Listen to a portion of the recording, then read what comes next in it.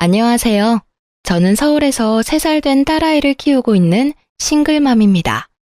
아이를 키우면서는 제 나이를 잘 안 헤아려보게 되는데 지금 가만히 생각해보니 저도 벌써 37살이네요. 오늘 유난히 힘든 날이었어요. 지친 몸으로 늦게 집에 돌아와서 혼자 홀짝홀짝 술 한잔 했네요. 엄마를 기다리다가 먼저 잠들었다는 아이 얼굴을 가만히 들여다보고 있자니 지금까지 살아온 인생이 주마등처럼 지나갑니다. 누구에게나 아이는 축복이고 선물이겠지만 저에게는 조금 더 특별한 아이거든요. 한 번도 제 이야기를 자세히 해본 적은 없었는데 오늘은 누구라도 붙잡고 넋두리 해보고 싶어졌어요. 영화 같은 제 이야기 한번 들어주시겠어요? 남편과는 대학교 1학년 때부터 CC였어요. 처음 만난 건 1학년이 듣는 교양 수업에서였는데 남편은 맨날 지가 그랬어요. 늦었다고 살금살금 들어오다가 우당탕 소리를 내며 넘어지거나 뭘 떨어뜨려서 사람들의 이목을 집중하게 만들었죠. 그러고는 해맑게 웃으면서 큰 소리로 죄송합니다 하고 꾸벅 인사를 하는 한마디로 미워할 수 없는 캐릭터였어요. 곱상한 얼굴에다 키도 큰데 백화점 브랜드의 옷을 늘 깔끔하게 입고 다녔어요. 하는 짓이 왠지 철없는 도련님 같아서 남자로는 끌리지 않았지만 입고 다닌 스타일이 너무 마음에 들어서 자꾸 눈이 가더라고요. 저는 패션 디자인과였거든요. 어릴 때부터 옷을 너무 좋아했고 틈만 나면 동대문 시장에 가서 옷 구경하는 게 취미였어요. 고등학교 때는 동대문에서 옷을 사와서 친구들에게 팔기도 했어요. 친구들 사이에 입소문이 날 정도로 장사가 잘 되어서 용돈도 쏠쏠하게 벌었죠. 그렇게 패션 디자이너의 꿈을 안고 패디과에 진학했어요. 중간고사 때 남편이 제 노트를 빌려간 것을 계기로 서로 친해졌어요. 밥 한 번 같이 먹고 커피 한 잔 같이 마시고 수업도 같이 듣고 하다 보니 자연스럽게 연인이 되었죠. 남편은 그야말로 철부지 아들 같았지만 저에게 늘 대단하다고 말해주고 제 꿈을 진심으로 응원해 주었어요. 남편의 그런 모습이 저를 충만하게 해주었던 것 같아요. 저는 대학을 졸업하자마자 대기업에 취업했지만 회사에서 하는 일은 제가 기대하는 것과는 많이 달랐어요. 정말 실망스럽고 몸도 마음도 너무 힘들었지만 얼른 돈을 모아서 제 쇼핑몰을 하겠다는 생각으로 하루하루 버티며 살았어요. 그동안 남편은 공익근무요원 복무를 마치고 졸업을 하게 되었는데 그제서야 취업 준비를 시작했어요. 제대로 된 스펙 하나 없이 2년 넘게 서류 한 번 통과한 적이 없었어요. 그런데도 여전히 해맑고 걱정이 없는 것 같더라고요. 남편의 그런 모습에 이 사람과의 미래가 그려지지 않아서 이별을 고민하고 있을 때였어요.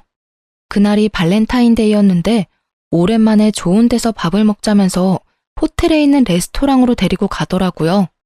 그런데 그 자리에 남편의 부모님이 나와 계셨어요. 부모님을 처음 뵙는 건 아니었지만 예상하지 못한 상황이라 좀 당황스러웠죠. 그런데 그 자리에서 더 당황스러운 이야기를 하시더라고요. 아무리 봐도 이놈이 취업하긴 글렀고 남의 밑에서 일할 수 있는 놈도 아니다. 그래도 우리 집이 어렵지 않으니 지 사업해보라고 뭘 하나 차려주고 싶은데 이놈 혼자 하라고 하면 하는 족족 말아먹을 걸 내가 안다. 오래 지켜보니 진이 너는 내가 이놈보다는 믿을만 하겠더라. 이 양반이 너희 사업 자금을 대주시겠단다. 우리가 도와줄 테니 진이 너 현빈이랑 사업 한번 같이 시작해보면 어떻겠니? 초기 자금으로는 모자라지 않을 만큼 지원하시겠단다. 너희가 이만큼만 나왔는데 더 미룰 것 뭐가 있니? 그냥 너희 결혼해라. 예물 예단 이런 헐에 생략하고 소박하게 가족들만 모여 시골리고 현빈이 아파트에서 같이 살면서 너희들 사업 한번 같이 해봐라. 남편의 집안 사정을 아주 자세히 알고 있지는 못했지만 경기도 근처에 대대로 물려받은 땅이 많고 20여 년쯤 전에 그 일부가 고속도로에 유입되면서 엄청난 보상을 받았다고 하더라고요.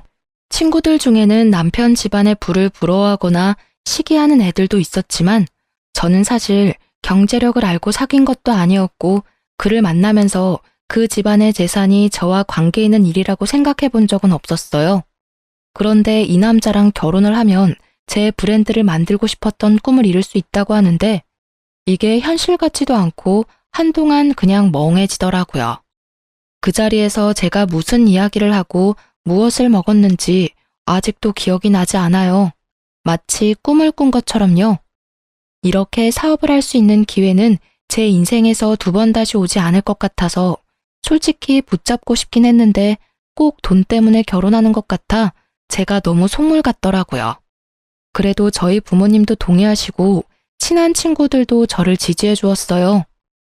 너무 갑작스럽고 둘 다 아직 어리긴 하지만 너희는 가장 순수할 때 만나서 6년이나 만난 사이잖아. 그만큼 오래 연애했으니 결혼하는 게 당연하지. 그런가? 나 돈 때문에 결혼하는 거 아니겠지? 그럼 절대 돈 때문에 결혼하는 건 아니지. 이런 기회도 아무에게나 오는 게 아니야. 이런 기회를 제안받은 것도 네 복인 거야. 정말 감사하게 받아서 현빈이랑 같이 사업 잘해봐. 그 다음에 다 갚아드리면 되지. 안 그래? 그렇게 우리는 결혼하게 되었고 작은 사무실을 하나 얻어 인터넷 쇼핑몰을 시작했습니다. 고등학교 때부터 사입하던 실력으로 예쁜 디자인을 독점으로 잘 뽑아왔고 제가 직접 디자인한 자체 제작 상품들도 판매했어요. 오랜 시간 꿈꿔온 일이었기 때문에 밤낮 없이 일해도 힘든 줄 몰랐어요. 남편은 명목상 대표였지만 역시 사업에는 크게 관심이 없었어요. 그나마 다행인 건 그래도 제가 하자는 대로 군소리 없이 따라준다는 것이었죠. 온라인 마켓으로 시작해서 2년 만에 오프라인 매장도 열게 되었는데 그런 과정에서 부동산에 대해 좀 공부를 하게 되었어요. 이렇게 저렇게 부동산으로 재테크를 하다 보니 작은 상가도 몇 채 얻을 수 있었죠. 자산이 늘어갈 때마다 시부모님이 주신 사업 자금부터 갚으려고 했어요. 이렇게 자산을 키울 수 있었던 것은 시부모님 덕분이라고 늘 생각하고 있었기 때문에 이자까지 더해서 몇 번이나 돌려드리려 했죠. 또 그렇게 해야 진정으로 제 사업이라고 할 수 있을 것 같았어요. 그런데 시부모님은 언제나 단호하게 거절하셨어요. 대신 부동산 자산을 아들 명의로 해달라고 하셨어요. 부동산이라는 건 아무래도 여자보다는 남자 이름으로 되어 있어야지. 여자가 주인이면 세입자도 그렇고 공인중개사도 아주 쉽게 보는 법이야. 그래, 그런 건 어른 말 들어 손해되는 거 하나 없어. 돈 갚을 필요 없고 상가 명의만 아들 이름으로 해라. 그걸로 대신해. 회사는 시부모님이 돈을 대줬으니 남편을 대표로 세웠다지만 제가 만든 부동산 자산까지 남편 명의로 하는 건 아무래도 좀 억울했어요. 그래도 초기 자금을 갚는 대신에 그렇게 해달라는데 냉정하게 거절할 수가 없더라고요. 집안에 괜한 갈등을 만들고 싶지도 않았고요. 이렇게 모든 게 순탄한 것 같던 저희에게 딱 한 가지 마음대로 되지 않는 건 바로 아이였어요. 결혼 5년 동안 피임을 하지 않았는데도 아이가 생기지 않았거든요. 임신이 안 되는 게 좀 신경이 쓰이긴 했지만 많이 걱정하거나 임신을 하기 위해 일부러 노력하지는 않았어요. 언제든 아이가 찾아오면 기쁘게 낳을 생각이었지만 둘 다 나이가 젊었고 무엇보다 저는 아직까지 사업에 더 욕심이 있었기 때문에 임신 자체가 그렇게 급하진 않았거든요. 그런데 시가에서는 제가 30살이 되는 해부터 임신에 대해 엄청 걱정하셨어요. 시어머니는 저만 보면 임신 이야기를 하셨고 시아버지는 외손주는 남의 자식이고 친손주가 있어야 집안의 대가 끊기지 않는다는 것을 늘 강조하셨어요. 너무 듣기 싫은 이야기였지만 옛날 분들이니까 그런가 보다 하고 그냥 넘기곤 했는데 진짜 짜증나는 건 손이 신우였어요. 신우는 원래 은행에 다녔는데 출산하고 나서 육아를 위해 그만두었대요. 아이가 어느 정도 큰 다음부터는 다시 일을 하고 싶은데 재취업이 쉽지 않아 스트레스를 적잖이 받은 모양이에요. 그래서 시부모님이 작은 카페를 하나 차려주었는데 직원을 두고 운영은 하고 있지만 본인이 그렇게 애정을 갖고 있는 것 같지는 않았어요. 제가 보기에는 카페에서 일하는 것보다 뭔가 더 폼나는 일을 하고 싶은 것 같더라고요. 카페 일은 꼭 막노동 같다면서 자신이 이런 일이나 하고 있을 인물이 아닌데 출산한 것이 억울하다고 해요. 그러면서도 저만 보면 그렇게 임신하라고 난리였어요. 아이가 주는 행복이 얼마나 큰지 옳게는 모를 거야. 아이를 낳아야 진정한 어른이 되는 거라고. 아유, 나는 아이 안 낳아본 여자들하고는 말이 안 통해서 좀 답답해. 옳게. 1살이라도 어릴 때 애 가져야 돼. 나이 들어서 임신하면 기형아 확률이 더 높아지는 건 알지? 네, 저도 아이 생기면 낳을 거예요. 아이도 좋아하고요. 그러니까 하루라도 빨리 가질 생각을 해야지. 그러다 진짜 큰일 난다. 네, 제가 잘 알아서 할게요. 그러던 어느 날이었어요. 며칠째 감기 기운도 있고 컨디션이 영 좋지 않았는데 어쩐지 평소에 감기 걸린 것과는 뭔가 다르더라고요. 기분이 이상해서 혼자 임신 테스트기를 사서 해보았더니 선명하게 2줄이 나왔어요. 병원에 가보니 임신 5주 차라더군요. 그런데 얼마 안 있다가 갑자기 피가 쏟아지면서 자연유산이 되었어요. 병원에서도 임신 초기 자연유산은 매우 흔한 일이고 특별한 원인이 있는 것은 아니라고 하는데 시부모님과 신우는 다들 제가 조심하지 않아서 유산했다며 제 탓이라고 몰아댔어요. 몸도 마음도 가장 상처가 큰 것은 저였는데 말이죠. 급기야 시가에서는 저에게 사업에서 손을 떼라고 요구했어요. 진이야, 내가 아무리 생각해도 이게 아닌 것 같다. 너 매일 늦게까지 일한다고 스트레스 받으니 임신이 될 수가 있겠니? 어렵게 생긴 아이도 그렇게 쉽게 떨어지는 거 봐라. 임신도 다 때가 있는데 너 이참에 그냥 일 그만해라. 네? 어머니, 일을 그만두다뇨. 제가 일을 안 한다고 바로 임신이 되리라는 보장은 없어요. 이제 시험관을 해야지. 5년을 기다렸는데 임신이 안 됐으면 더 말할 것도 없어. 당장 일 그만두고 바로 시험관 해. 여자의 인생은 그저 애 낳고 잘 키우는 게 최고야. 어머니, 이 사업은 저한테 그렇게 쉽게 그만둘 수 있는 일이 아니에요. 제가 저 바닥부터 하나하나 차곡차곡 쌓아 올린 회사인데요. 또 지금 너무 잘 되고 있는데 이걸 어떻게 접어요? 아이, 그럼 이렇게 잘 되는 사업을 그냥 접기는 너무 아깝지. 그러니까 올케가 임신하고 애 키우는 동안 내가 그거 맡아서 잘해볼게. 그냥 접는 것보다 나한테 맡기는 게 훨씬 낫지. 올케 임신 여기서 더 늦어지면 진짜 큰일 난다. 진짜 기형아라도 나오면 어쩌려고 그래. 그래, 회사는 네 형님이 알아서 잘할 거다. 얘도 보통이 아니거든. 너만큼 잘해낼 거다. 그러니까 회사는 걱정 말고 너는 시험관에서 임신할 생각이나 해. 늦게 임신하고 애 키우면 너 몸만 축난다. 늙어서 엄청 고생해. 이게 다 너를 위한 일이야. 가족들이 이렇게 한마음으로 너를 위해 다 도와주겠다고 발벗고 나서는데 너무 고마운 일 아니니? 진이야, 넌 진짜 복도 많다. 이런 시댁이 또 어디 있니? 온전히 나를 위하는 것처럼 이야기했지만 유산을 한 제 몸을 걱정해주거나 마음을 살펴주는 사람은 아무도 없었어요. 사업이나 임신에 대해서 제가 어떤 생각을 갖고 있는지는 물어보지도 않았고요. 제 생각 같은 건 별로 궁금하지도 않고 그들에게는 중요하지도 않은 것 같더라고요. 일방적으로 자신들의 생각과 계획을 강요하면서도 모든 게 다 너희를 위한 일이라는 말은 꼭 붙였어요. 괜한 분란을 만들고 싶지 않아서 그냥 생각해보겠다고 하고 그 자리를 피했어요. 만나는 일을 최대한 피하면서요. 그런데 어느 날부턴가 남편이 나서서 저를 설득하기 시작했어요. 아니, 설득이라기보다는 강요했다는 것이 더 맞는 표현이겠네요.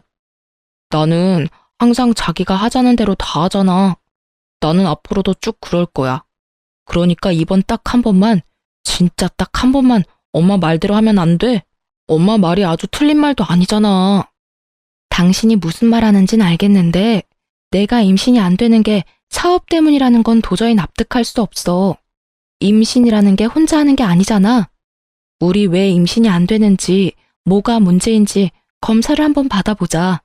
그런 다음 시험관을 하든 뭘 하든 결정해도 되잖아. 그런데 다짜고짜 일을 그만두고 내 자리를 형님한테 넘기라는 건 말이 안 돼. 아니, 어차피 임신하면 일을 못하니까. 임신하면 왜 일을 못해? 그럼 우리나라 일하는 여자들은 다 임신 못하니? 임신은 우리가 원할 때 우리가 결정해야 하는 거야. 사업도 마찬가지고. 아, 그냥 좀 따지지 말고 그냥 엄마 말 좀 들어. 그냥 놀고 먹고 살면 되는데 왜 그렇게 일 못해서 환장한 사람처럼 굴어? 엄마랑 누나랑 돌아가면서 맨날 나한테 전화해. 아주 지겨워 죽겠어. 아빠는 우리 집 대 끊길까봐 잠이 안 온대. 그놈의 대가 뭔지. 요즘 세상에 대가 끊긴 애 만회하는 게 말이 안 되잖아요. 시가 사람들에게 저는 그저 무능한 아들 대신 일해주고 자기 집안 대를 이어줄 아이를 낳아주는 사람이었어요. 그때까지는 피하기만 했는데 이제는 안 되겠다 싶어 시부모님을 찾아가서 말씀드렸어요. 어머니, 저는 당연히 아이를 낳을 생각이긴 하지만 지금 당장 시험관을 하고 싶지 않아요. 먼저 왜 임신이 되지 않는지 남편과 함께 검사는 받아볼게요. 제가 아니라 남편에게도 문제가 있을 수 있잖아요. 요즘 남성 난임도 많다고 해요. 아니 얘, 우리 현빈이가 무슨 문제가 있다고 그래? 멀쩡한 애를 얘가 병신을 만드네. 임신이 남자 탓이 어딨니?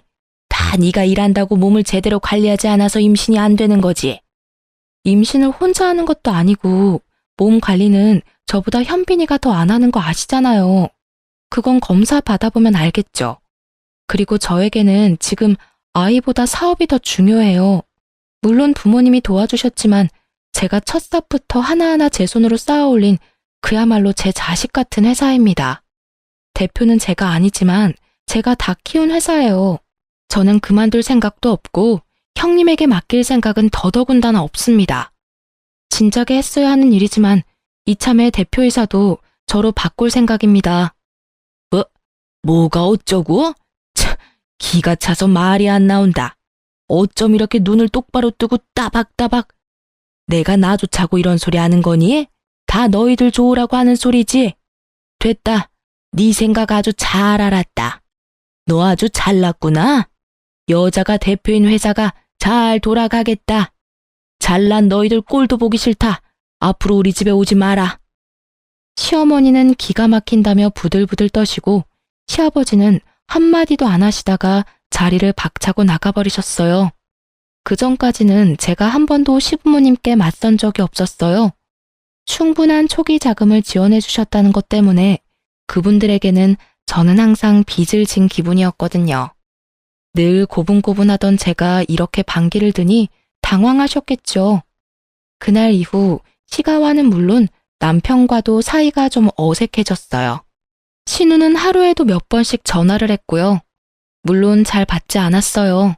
전화를 받지 않으면 카톡으로 엄청나게 화를 쏟아냈어요. 뭐 읽기는 했지만 답을 하지는 않았죠. 시가 식구들과 잘 만나지 않으니 소화도 잘 되고 은근히 편하더라고요. 남편하고도 좀 대면대면해지면서 대화도 잘 안 하게 되었는데 남편은 친구들과 술 마신다며 안 들어오는 날이 점점 더 많아졌어요.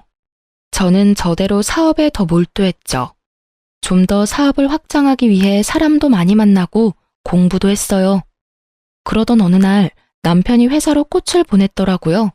미안하다는 장문의 편지와 함께요. 길에서 자객을 봤는데 제가 생각났대요. 제가 제일 좋아하는 꽃이거든요. 편지에는 여전히 사랑하고 존경한다는 말과 함께 주소가 하나 적혀 있었어요. 오랜만에 같이 저녁을 먹고 싶다면서요. 편지를 읽고 펑펑 울었어요. 그래도 고마운 분들이고 내가 사랑하는 사람인데 너무 제 생각만 한 것 같아서 미안한 마음이 들었어요. 그날 이후 저희는 다시 가까워졌어요. 남편이 저에게 애를 많이 쓰더라고요. 특히 지나가다가 생각났다면서 선물을 많이 해주었어요. 명품 가방이나 액세서리 같은 걸요. 또 친구들과 발리로 서핑 여행을 다녀오더니 저와 같이 가고 싶다고 휴가를 내서 여행을 가자고 하더라고요. 거기 너무 로맨틱하더라. 남자놈들하고는 바에서 술 마시고 서핑하는 것밖에 안 했지만 자기랑 같이 가면 수영도 하고 마사지도 받고 시장도 가고 너무 재밌게 보낼 수 있을 것 같아. 그동안 촬영만 하러 갔지 제대로 놀러 간 적은 없었잖아. 일은 잠깐 놓고 나랑 실컷 놀다 오자. 자기한테도 일 생각 안 하는 그런 시간이 필요해. 그렇긴 한데 뭐 샘플 나와서 엄청 바빠질 텐데 그래도 될까? 딱 3일인데 뭐. 3일 동안 자기 없다고 회사 안 돌아가면 우리 회사 크게 잘못된 거야. 가끔 사장이 없고 그래야 직원들도 숨통이 트이지. 안 그래? 정말 그동안 신상품 촬영을 하거나 물건 구매를 하러 간 적은 있어도 여행을 위해서 어딜 가본 적은 없었어요. 그렇게 남편이 강제로 끌고 가다시피 해서 3박 4일 동안 일 생각 하나도 안 하고 정말 놀다만 왔어요. 문득 남편이 갑자기 이렇게 잘해주는 게 좀 이상하다 싶은 생각이 들기도 했지만 어쨌든 그 순간만큼은 너무 행복했어요. 이제 시부모님한테도 내가 더 잘해야겠다 싶고 회사 대표 바꾸는 것도 그냥 두기로 마음먹었어요. 행복은 그렇게 오래가지 않았어요. 돌아오는 길에 공항 세관에서 가방 검사를 받았는데 남편 가방에 제가 산 것들과 똑같은 것이 하나씩 더 들어있었어요. 면세점에서 산 팔찌도 똑같은 것이 하나, 현지에서 산 화장품도 하나, 시장에서 스타일이 독특해서 사온 원피스도 똑같은 것을 샀더라고요. 이게 뭐야? 왜 똑같은 걸 샀어? 아니, 그런데 언제 샀어? 자기야, 그러니까 내가 이거 설명해 줄게. 이거 누나 주려고 산 거야. 누나가 자기한테 좀 화가 많이 났더라고. 내가 풀어주려고. 누나한테 선물을 해본 적이 없어서 뭘 사야 할지 잘 모르겠는데 자기가 워낙 안목이 좋으니까 똑같은 거 사면 되겠다 싶었어. 그런데 자기는 누나 별로 안 좋아하잖아. 괜히 기분 나빠할까 봐 내가 그냥 몰래 샀어. 말 안 하고 사서 미안해. 아, 그래? 그랬구나. 그럼 나한테 말을 하지. 형님한테 더 어울릴 만한 걸 골라줬을 텐데. 누가 봐도 신우에게 어울릴 만한 것들이 아니었어요. 심지어 원피스는 사이즈도 맞지 않았고요. 평소 남편과 누나의 사이가 나쁘지는 않았지만 그렇다고 저 몰래 선물을 사서 기분을 풀어줄 정도로 다정한 사이는 아니었어요. 일단 알았다고 하고 넘어갔지만 이상한 기분이 들더라고요. 저 말이 안 되는 거짓말 뒤에는 누나가 아닌 다른 여자가 숨겨져 있을 것만 같은 직감이요. 남편은 저에게 더 애를 쓰더라고요. 선물 공세에 이어 술이 얼큰하게 취해 들어와서는 괜히 마사지도 해주고 생전 안 하던 집안일도 자기가 한다고 까불다가 엉망진창을 만들어 놓았어요. 이런 남편의 노력이 어쩐지 순수하게 느껴지지 않았어요. 뭔가 더 있을 것 같은 심증은 있지만 확증이 없으니 제가 괜히 이상한 의심을 하는 건 아닌지 혼란스럽기도 했고요. 그러던 어느 날 제 차가 리콜이 되어 남편 차를 잠깐 쓰게 되었어요. 우연히 남편 차의 글로브 박스를 열었는데 거기에 못 보던 핸드폰이 하나 들어있더라고요. 손에 들고 잠시 고민을 하다가 전원을 켜보았어요. 그야말로 판도라의 상자를 열게 된 거죠. 다른 여자와 나눈 뜨거운 대화들, 친구들이 아니라 그 여자와 다녀온 여행, 누나에게 준다던 선물의 인증샷까지. 남편의 외도를 너무나도 적나라하게 내 눈으로 확인했어요. 남자가 바람을 피면 오히려 집에 와서 잘해준다고 하더니 그 모든 것이 바람 피면서 저에게 쇼한 것이더라고요. 그날 밤에도 술을 마시고 늦게 들어왔는데 한 손에 꽃다발을 사들고 왔더라고요. 꽃다발 따위 쓰레기통에 처박고 싶은 심정이었지만 일단 물 한 잔 떠주고 이야기 좀 하자고 했어요. 왜? 무슨 일 있어? 얼굴이 왜 그래? 어디 아파? 병원 갈까? 저는 말없이 차에 있던 핸드폰을 내밀었어요. 남편의 눈이 2배는 커지더라고요. 이거 어떻게 자기가... 아니, 이거 내 거 아닌데? 이거 뭐야? 다 봤어. 그동안 쇼하느라 엄청 힘들었겠다. 발리에서 산 선물들 누나 준다더니 내가 아는 누나가 아니던데? 형님이 알면 서운하겠다. 남편은 어쩔 줄 모르고 동공이 마구 흔들리더니 갑자기 핸드폰을 집어던지고 골프채를 들어 물건을 때려 부셨어요. 왜 남의 물건에 허락도 없이 손을 대고 난리야. 아무리 부부라도 프라이버시가 있는 거 아니야?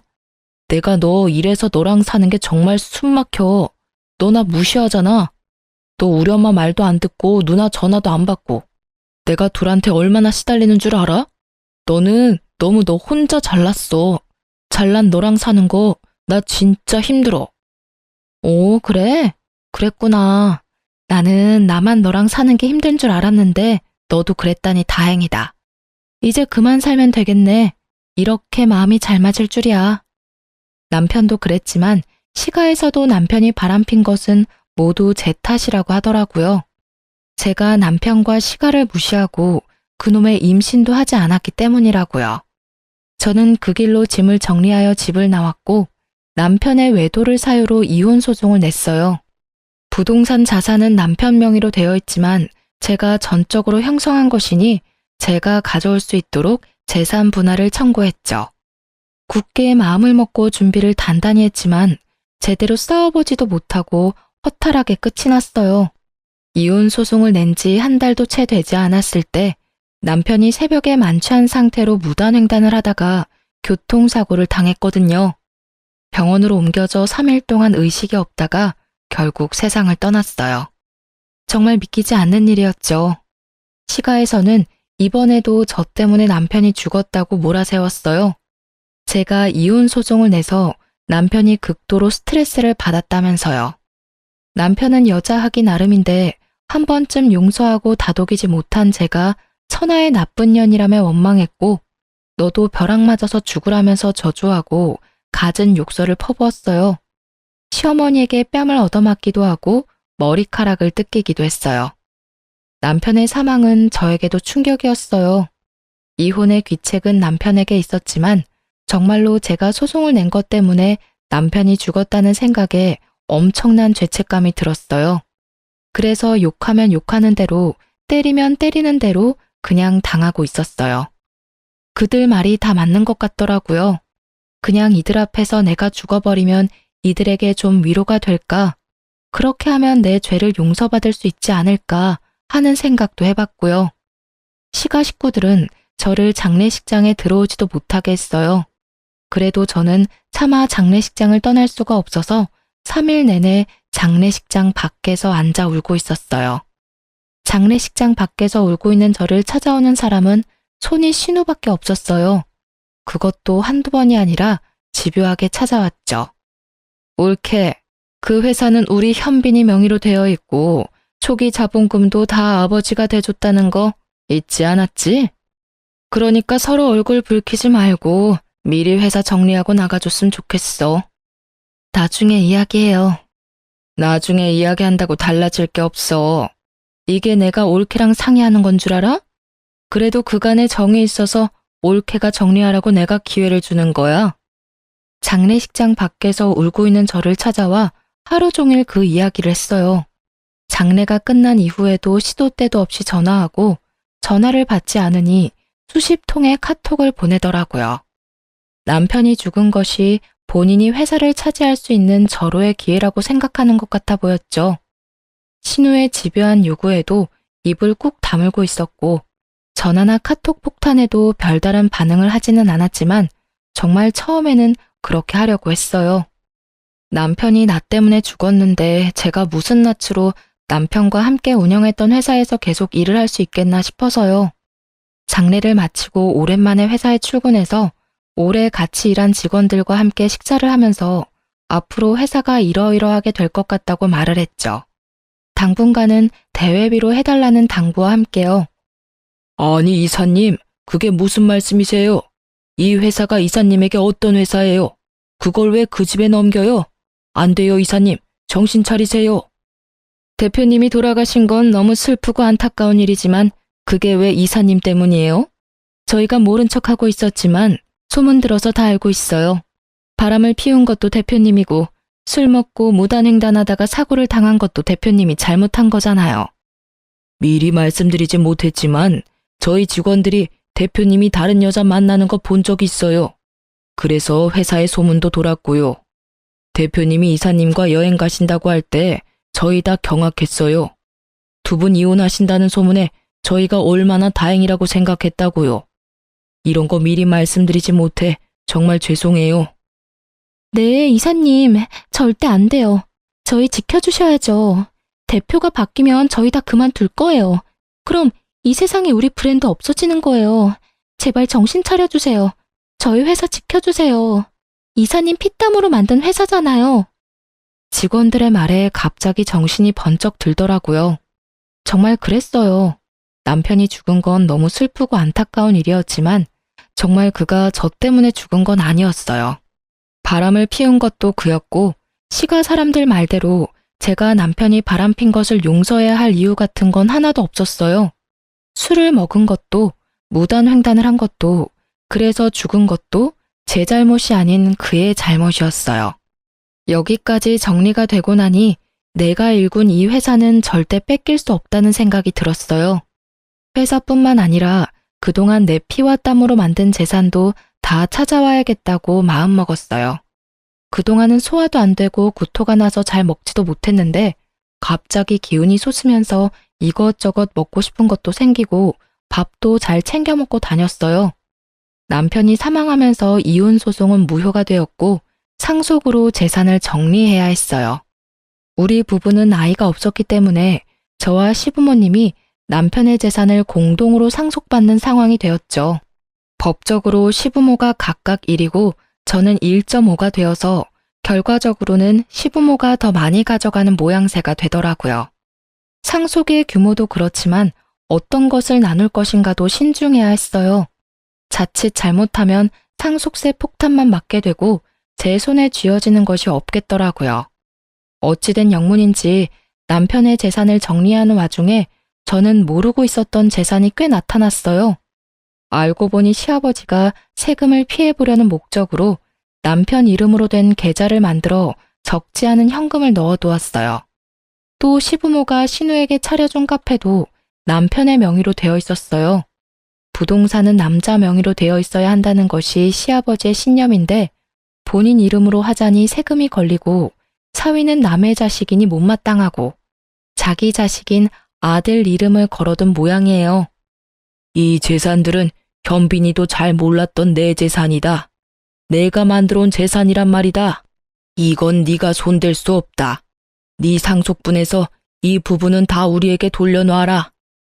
내 아들이 너 때문에 죽었는데 이런 것까지 네가 다 가져간다면 그게 사람이겠니? 인두껍을 쓰고 어떻게 그래? 마음 같아서는 한 푼도 안 주고 쫓아내고 싶건만. 평생 놀고 먹는 것밖에 할 줄 모르는 사람이었어요. 이 사람 앞으로 된 재산 다 제가 만든 것들입니다. 긴 말하지 않겠습니다. 법대로 하시죠. 남편이 상속받은 것보다 제가 불린 재산이 훨씬 많습니다. 제 것 분명하게 내놓으셔야 할 겁니다. 저런 사람 같지도 않은 것 같으니라고. 다 우리가 준 돈으로 시작한 것들인데 거기에 네 것이 어디 있어? 우리가 아니었으면 네가 무슨 재주로 그렇게 할 수 있냐고. 시부모는 거품을 물고 저를 비난했지만 저는 눈 하나 깜짝하지 않았어요. 당당했거든요.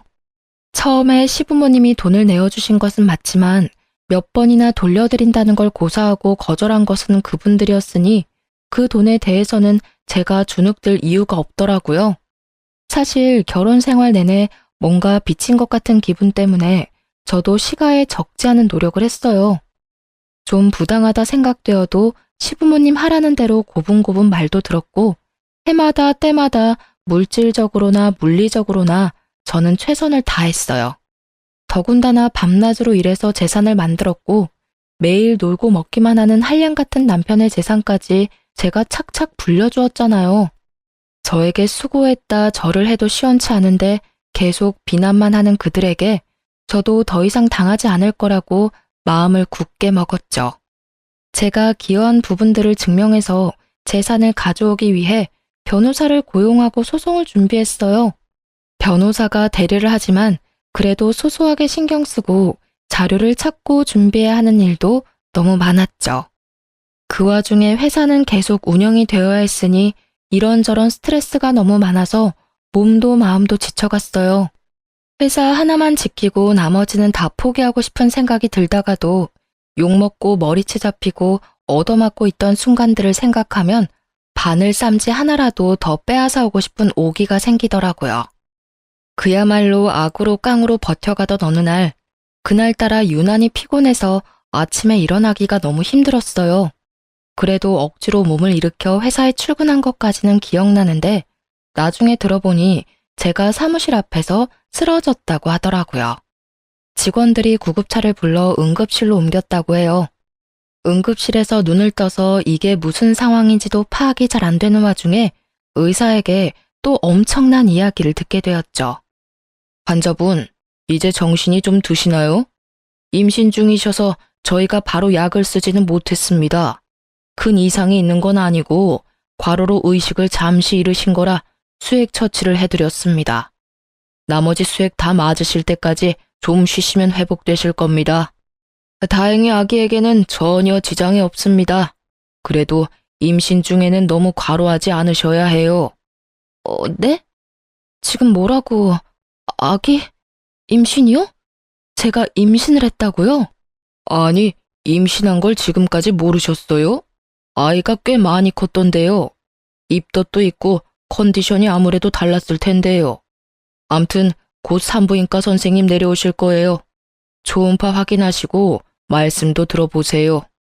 벌써 15주 정도가 되었다네요. 대충 따져보니 남편과 사이가 좋아졌을 때 생긴 아이였어요. 그동안 몸이 피곤하고 스트레스가 많아서 소화도 안 되고 입맛이 없는 줄만 알았어요. 평소에는 잘 먹지도 않던 복숭아가 먹고 싶어서 백화점을 2군데나 찾아다닌 날도 있었는데 그것도 스트레스 때문이라고만 생각했어요. 그러고 보니 허리선이 좀 둥실해지기도 한 것 같고 생리도 안 한 지 오래된 것 같은데 그동안은 정말 이것저것 신경 쓰고 여기저기 쫓아다니느라 저에게 관심을 두지 못했거든요.